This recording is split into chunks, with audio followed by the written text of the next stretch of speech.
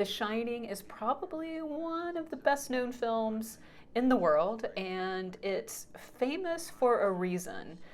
Not only because it's a really great horror film, but also because it's so well made. Every second of this film is visually communicating something to the viewer, which makes it perfect for analysis, but also for repeated viewings. I mean, honestly, y'all, this is like one of my desert island films for sure, because you can watch it again and again and again and again, and because it's so visually packed, you're always going to discover something new.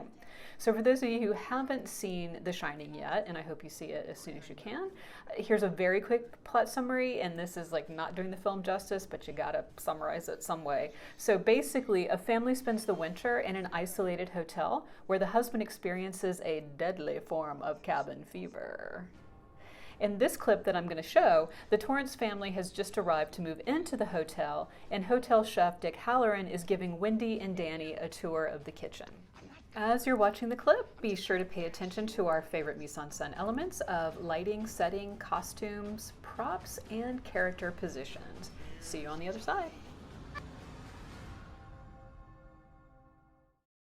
Hi, Danny. I found him outside looking for you. Dan, did you get tired of bombing the universe? Yeah. Come on over here. Thanks. Thank you, Susie. Dick, if you're ready to do it now, I think it'd be a good idea if you could show Mrs. Torrance the kitchen while I continue on with Jack. It'd be a pleasure. Right this way, Mrs. Torrance. Great. See you later, hon. Bye, darling. Mrs. Torrance, your husband introduced you as Winifred. Now, are you a Winnie or a Freddie? I'm a Wendy. Oh, Wendy, that's nice. That's the prettiest. God, this is the kitchen, huh? Yeah, this is it. How do you like it, Danny? Is it big enough for you? Yeah, it's the biggest place I've ever seen.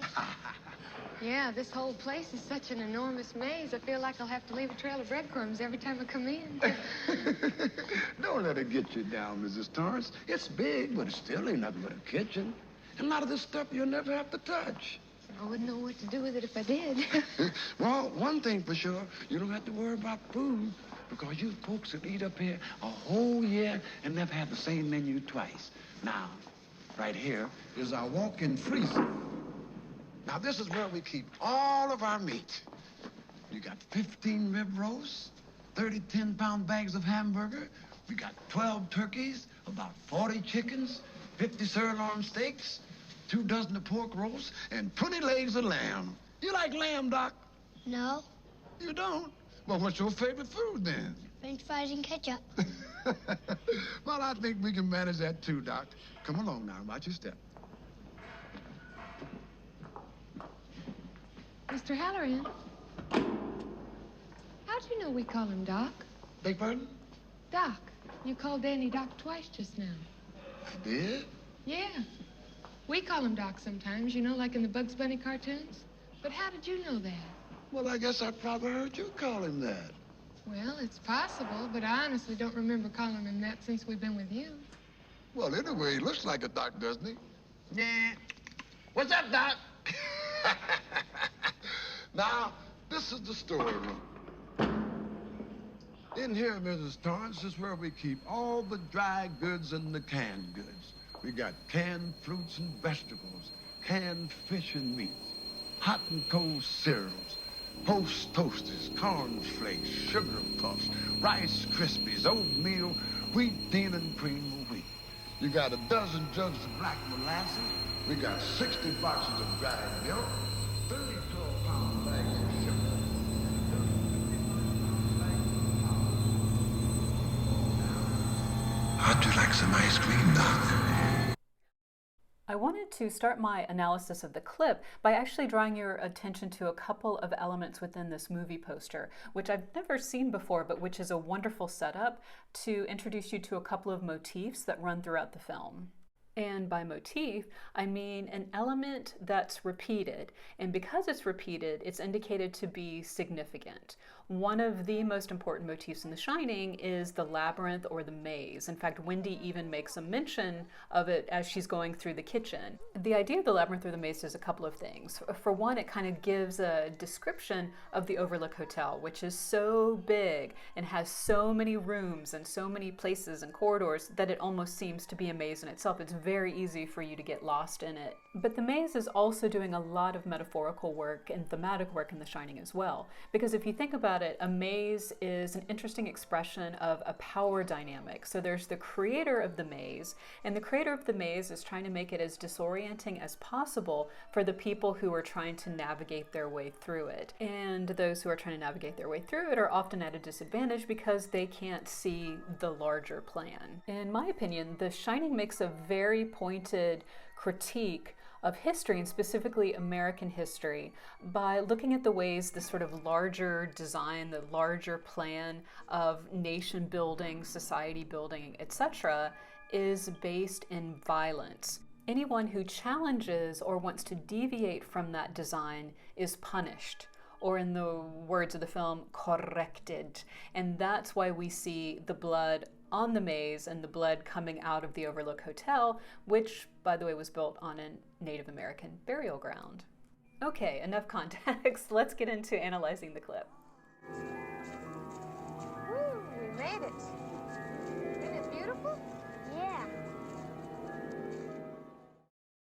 Okay, there's a lot going on in this particular shot, so I want to be really methodical about going through it. The first thing I want to call your attention to is character position. You may notice that to our right, screen right closest to us, there's a man who's standing sort of apart from the group. That's Stuart Allman, and he's actually the big boss. He runs the entire hotel. So it's very interesting to see that he is standing somewhat apart from what otherwise seems to be a pretty close-knit group. Everyone's standing pretty closely together, and the people who are standing together share kind of a similar station. They all work for Mr. Allman, except for Wendy and Danny, who are obviously there with Jack, who works for Mr. Allman. Okay, next, let's pay attention to costume. You probably noticed there's a lot of brown that's happening in this particular shot, but not everyone is wearing brown, and it's very interesting to see that the two characters wearing blue are Danny and Dick Halloran.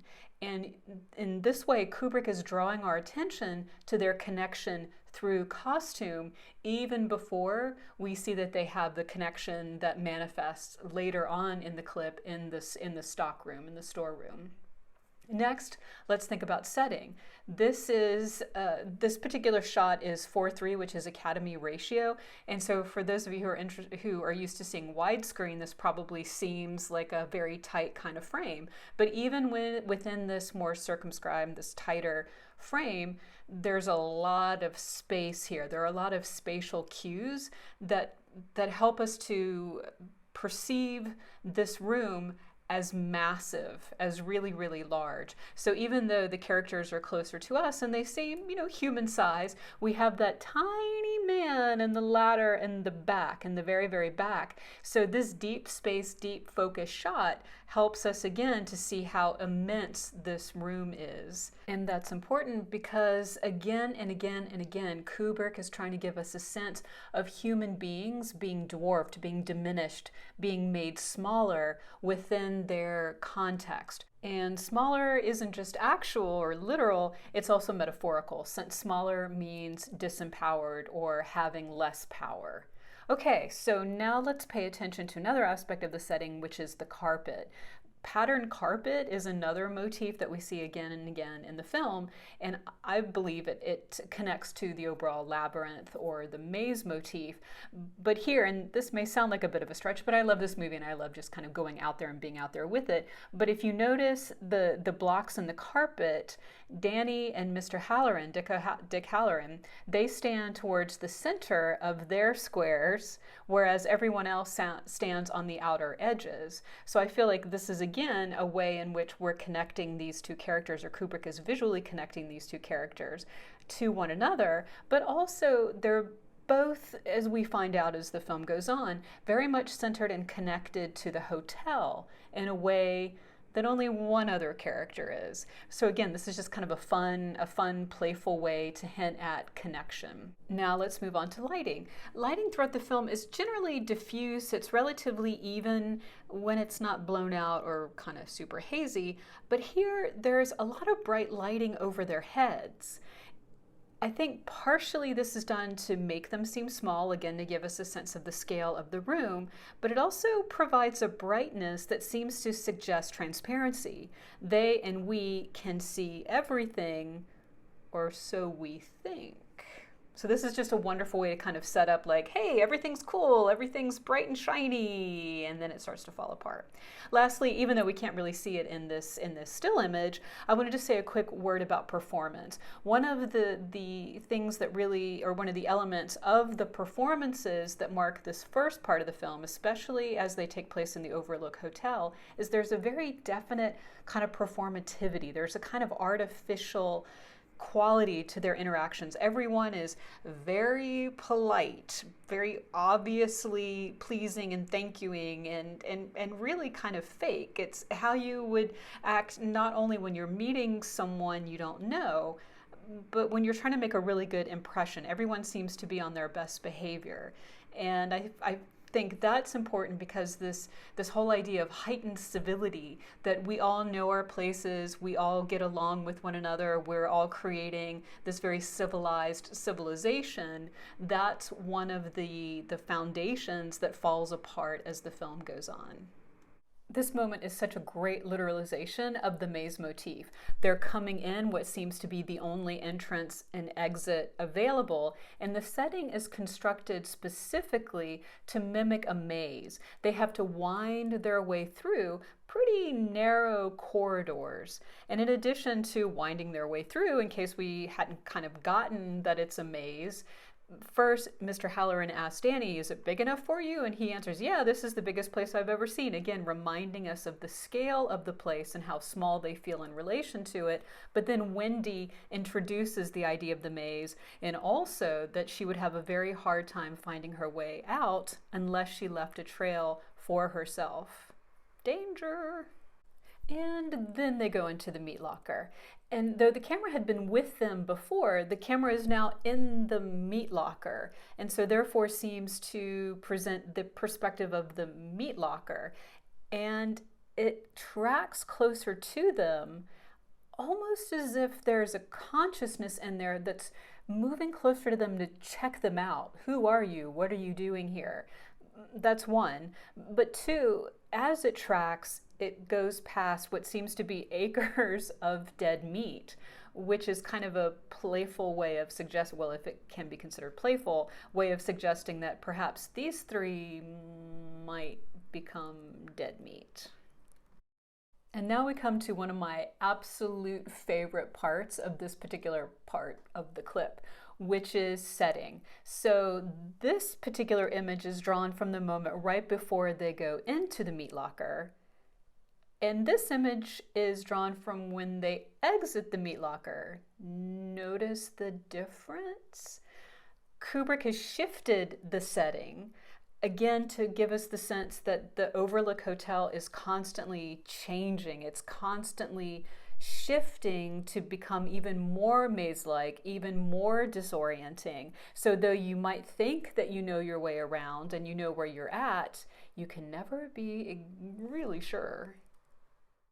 Another great moment. So I've chosen this specific screen grab because Scatman Crothers, who plays Dick Halloran, is visually performing at this moment. So throughout, he has had just this incredible tone of voice. It's been very gentle, very welcoming, very playful. He's bringing them into his space, but in a way that makes very clear that he welcomes them there. He wants them there. He's not protecting his territory or anything. He's very open. And here, he bends down to be closer to Danny. And it's great because, again, we can see their connection through wardrobe, but here he's making himself smaller. He's trying to inhabit Danny's perspective and literalize that physical connection between one another as he continues the conversation.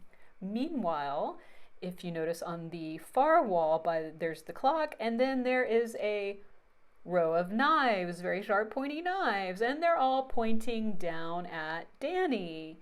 And yes, ladies and gentlemen, this is foreshadowing of things that are going to come and happen to Danny. And last, but certainly not least, we have a thematic clue. There's character position and there's prop. So you notice here that Mr. Halloran is standing right beside the Calumet baking powder, which bears on its label the illustrated profile of a Native American chief. I grabbed this image because they're both in profile, which underscores the connection Kubrick is making between them and between the experiences of Native American peoples and African American peoples within U.S. history. In the film, Native Americans, African Americans, and women, as represented by Wendy, are part of the resistance. They are individuals who have attempted to divert or challenge or deviate from that grand design that I mentioned at the very beginning. The Overlook Hotel, in its history, it's built, as I mentioned, on a Native American graveyard, burial ground, and as the Overlook was being constructed, there were a group of Native American tribesmen who attempted to violently stop the Overlook, but they were unfortunately violently stopped themselves. They were killed, and the construction of the Overlook continued. Dick Halloran, here kind of a representative for, or stand-in for, the African American experience. He is a chef in the service of the white wealthy. So in a sense, the Overlook is replicating the plantation system, and he serves that system. But he attempts to disrupt that system at a very critical point in the film, and I'll leave you to find out what happens. Wendy also ends up serving the system because she takes over the responsibilities of keeping up, of managing the Overlook, while Jack, her husband, spends more and more time on his writing. But there comes a moment when she sees that her well-being in her life and the well-being and life of her son are threatened, and she begins to question the system. She begins to challenge the ways in which the Overlook Hotel and all that it represents and all who represent it use violence to protect the grand design, to protect the existing power dynamic. So anyone who doesn't accept their place is violently put back into it. But there is hope, and the film does end on a hopeful note, but I'll let you find that out for yourself if you haven't already seen the film. But I hope I've intrigued you enough to watch the film for the first time or to rewatch the film, because again, as I mentioned before, every single moment is telling you something, is revealing something, which is actually a great reminder that every film, at least the really well-made films, at every moment are providing you with visual clues and visual cues. Every detail matters. Every detail is in there for a reason. And that's one of the reasons why it's super awesome fun to study film, and why I'm so happy to be able to share this reverse magic trick of seeing the invisible, seeing the things that we don't often attend to, but when you begin to see them and begin to see how they work, it's like a whole different world, a whole different level of film becomes accessible to you.